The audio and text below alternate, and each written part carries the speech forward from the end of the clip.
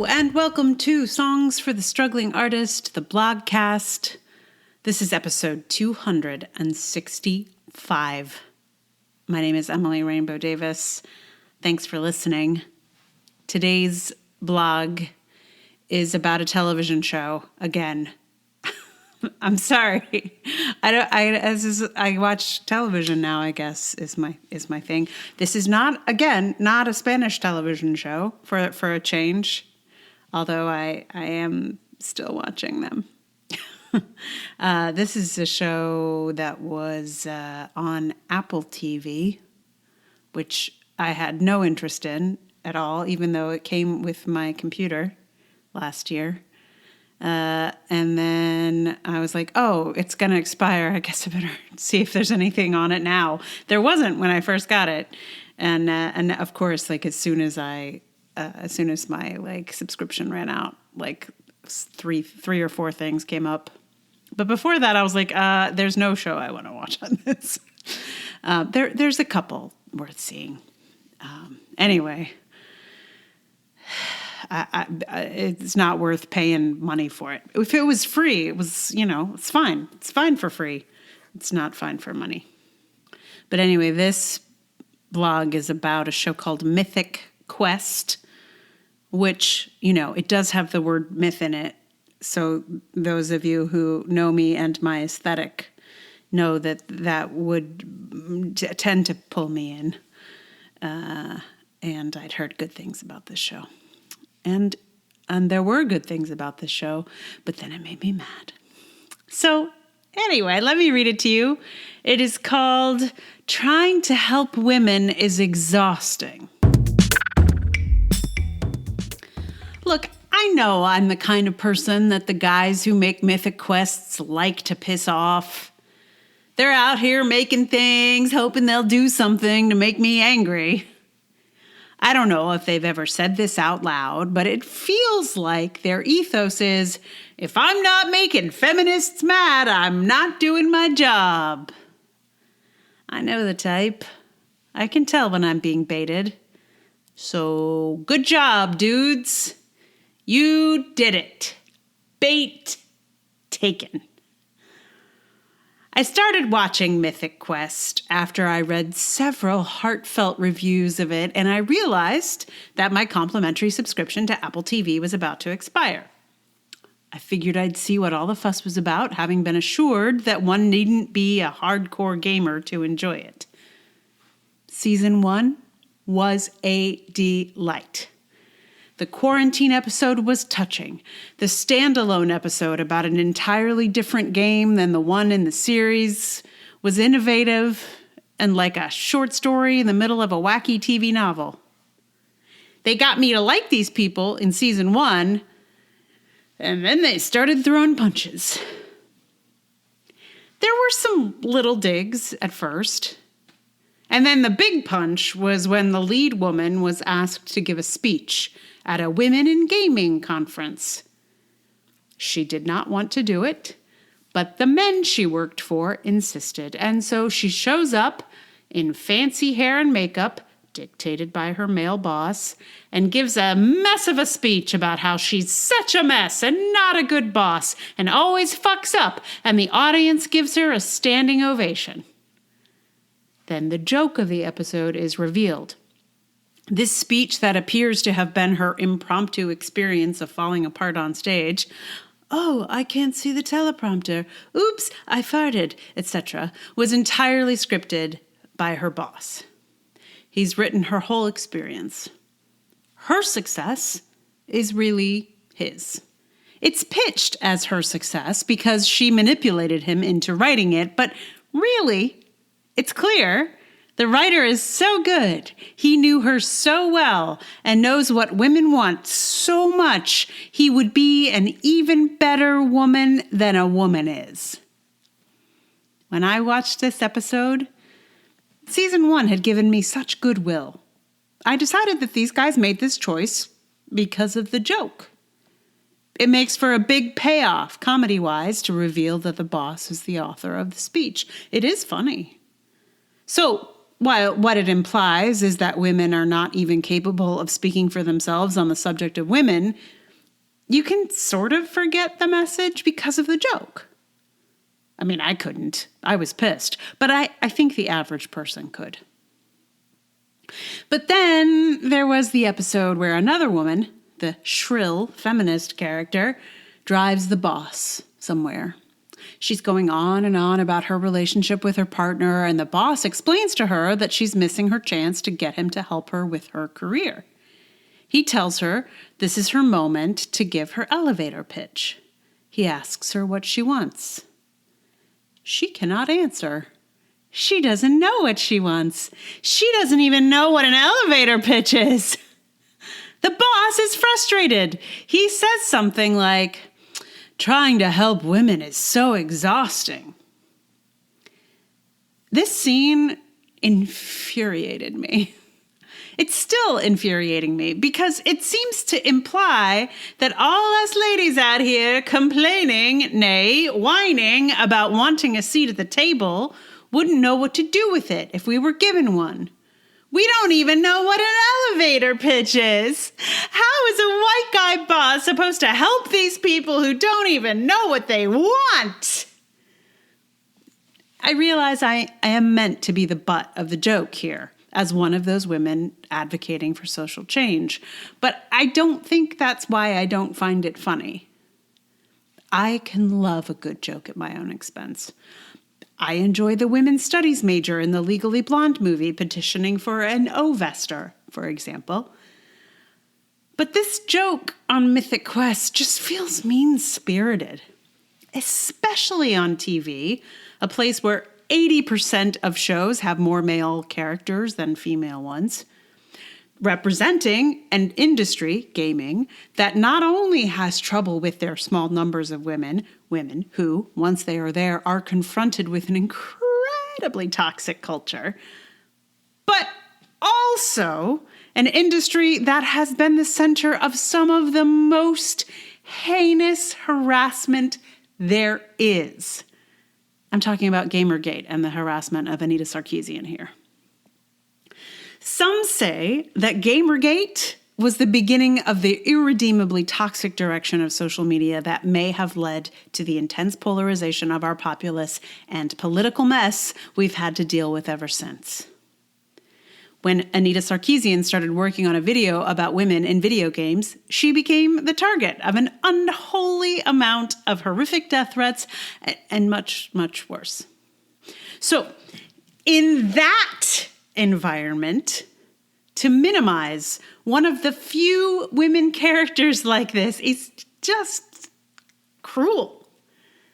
This character has a job in video games, has already endured sexism, only some of which we've seen, and now, when she's given an opportunity, she balks because girls don't even know what they want. I'm not saying this couldn't happen. I'm sure it does. Probably many a woman has choked when confronted with an opportunity a man feels he's so generously doling out. But in this moment, when women's work across all fields has been struck such a blow that it may take decades to recover, does this seem like a good time to laugh about a woman not knowing how to seize an opportunity or not knowing what she wants? When many women have lost the jobs they worked so hard to secure or had to give up their life's work because there was no other option for childcare, does this seem like a good time to laugh at a woman who advocates for other women? Read the room, guys. If women not knowing what they want was really a thing that happens, I have a suspicion about why. If this character in this episode was ambitious, she'd be less likely to be hired. Ambition is not, sociologically speaking, a desirable trait in women. Men who are like the boss in this show don't tend to hire ambitious women. They hire women who will help them forward their own genius.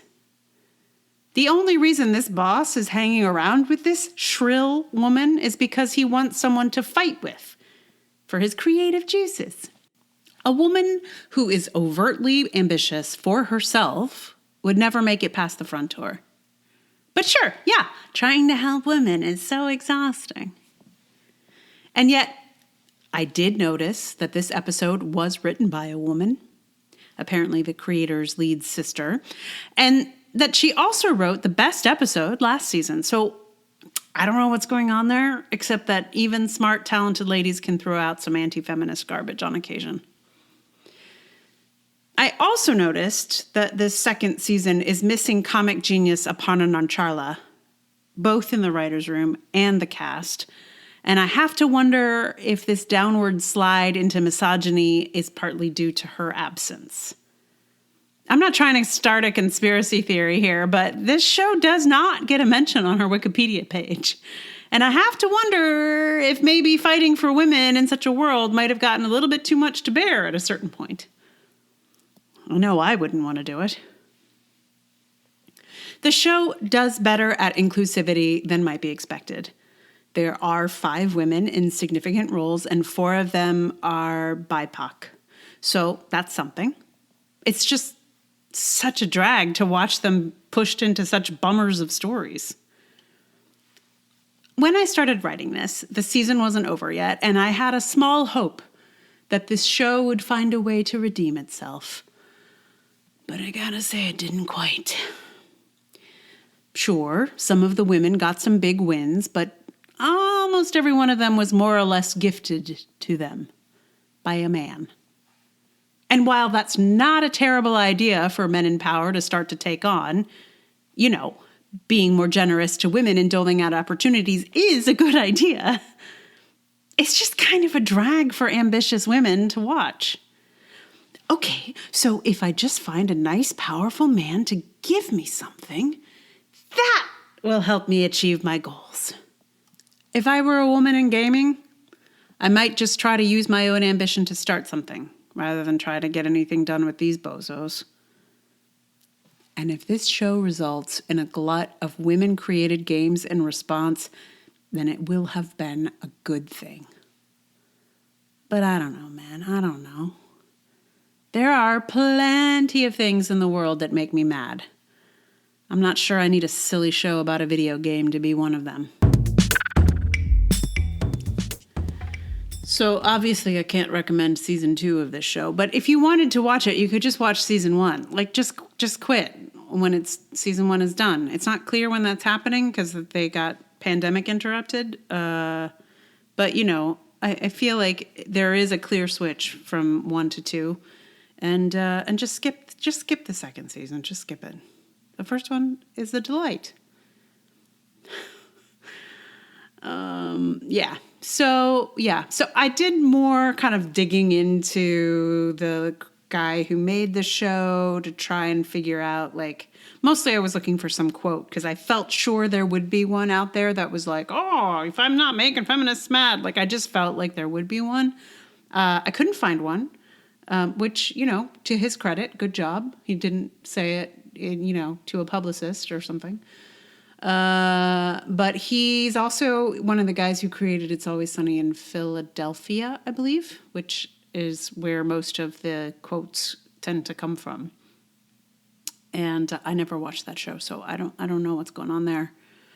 But yeah, he's an interesting character. The character is an interesting character. I don't know about the person. Yeah, it is a mystery. How did this show become so different? I guess is my question. And there's no one talking about it. Everyone is, not talking about it. So I think something happened, but nobody will say. So that's that. I hope it makes any sense, even if you have not seen Mythic Quest. I feel like there's something's going on in there. So for a song, I got you another well running dry. because I was sort of working on both of them. And I feel like for a lot of, this post references what's happened to a lot of women over the course of the last year and a half.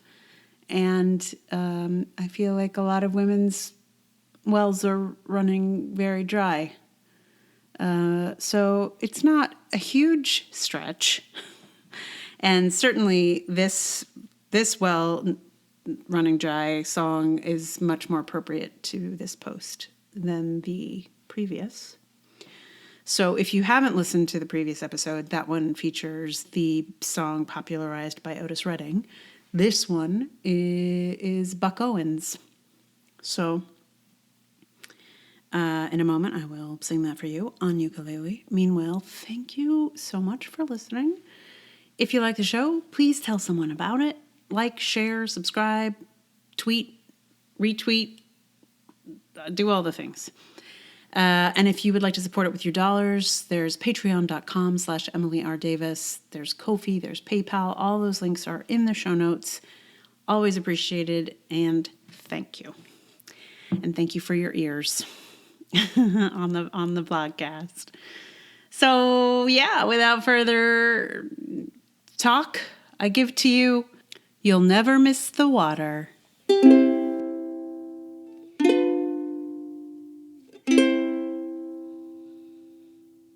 Oh, you'll never miss the water till the well runs dry. You'll regret each and every time you made me cry.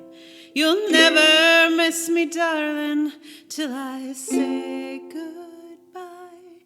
Oh, you'll never miss the water till the well runs dry. You thought you were taking candy from a baby, but I caught you with your fingers in the pie. Now you better realize just what you're doing, 'cause you'll never miss the water till the well runs dry. Oh, you'll never miss the water till the well runs dry. You'll regret each and every time you made me cry. You'll never miss me, darling, till I say goodbye. Oh, you'll never miss the water till the well runs dry. Well, I've had it up to here with all your cheating and those little lies you tell me on the sly. Now you better listen close to what I'm saying, 'cause you'll never miss the water till the well runs dry.